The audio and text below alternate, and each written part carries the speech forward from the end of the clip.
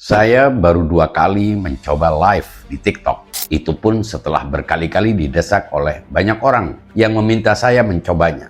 Sebagai pemula sejati, saya tentu belum memahami seluk-beluknya.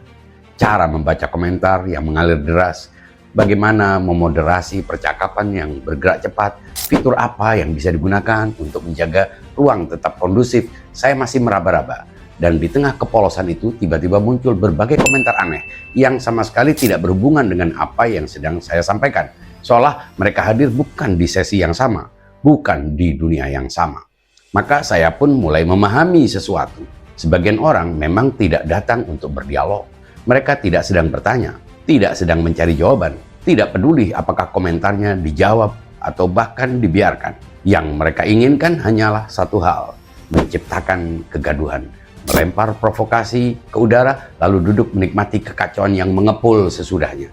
Media sosial bagi mereka bukan ruang bicara, melainkan panggung bagi hasrat yang tak pernah terpuaskan, yaitu hasrat untuk mengganggu. Fenomena ini bukan lagi gejala pinggiran, ia sudah menjadi iklim. Media sosial kini dipenuhi oleh manusia-manusia yang merasa bahwa anonimitas layar adalah izin untuk menjadi siapapun, atau lebih tepatnya untuk menjadi apapun yang tidak berani mereka jadikan diri mereka di dunia nyata. Mereka mengira kekasaran adalah keberanian, penghinaan adalah kecerdasan, kata-kata jorok adalah simbol kebebasan berpikir, padahal justru sebaliknya, bahasa yang kasar adalah cermin dari isi kepala yang kusut dan batin yang miskin. Yang tampak bukan keberanian, melainkan kekosongan yang dirayakan dengan berisik. Saya ingin memperjelas satu hal, saya tidak pernah anti terhadap perbedaan pandangan tentang Tuhan, agama, filsafat, atau keyakinan apapun. Orang boleh percaya atau tidak percaya, boleh menjadi religius, agnostik, deis, bahkan ateis. Itu hak masing-masing dan bukan urusan saya untuk mempersoalkannya. Yang menjadi masalah adalah ketika penghinaan dijadikan gaya intelektual. Ketika cacian dan diksi vulgar dipakai sebagai cara untuk menunjukkan identitas diri, seolah-olah itu adalah tanda kedalaman pikiran, tanda bahwa seseorang telah melampaui orang-orang yang masih percaya. Itu bukan tanda pintar, itu justru inti dari kepandiran.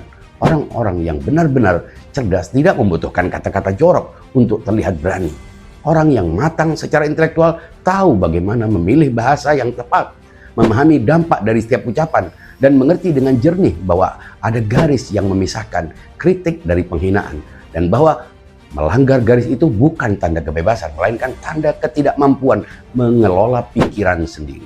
Kalau seseorang merasa harus menghina Tuhan, mencaci agama, atau menghamburkan diksi vulgar agar terlihat bebas dan berbeda, maka yang tampak bukanlah keleluasan pikiran, yang tampak adalah kekerdilan jiwa. Sebab orang yang benar-benar besar tidak membutuhkan kekasaran untuk membuktikan kebesarannya. Justru sebaliknya, orang-orang yang paling keras berteriak, paling kotor berbicara, seringkali adalah mereka yang paling rapuh di dalam dirinya. Kekasaran itu bukan ekspresi kekuatan, ia adalah tangisan yang menyamar. Dan monitor tidak pernah berbohong, ia hanyalah memantulkan apa yang ada di baliknya. Refresh your mind.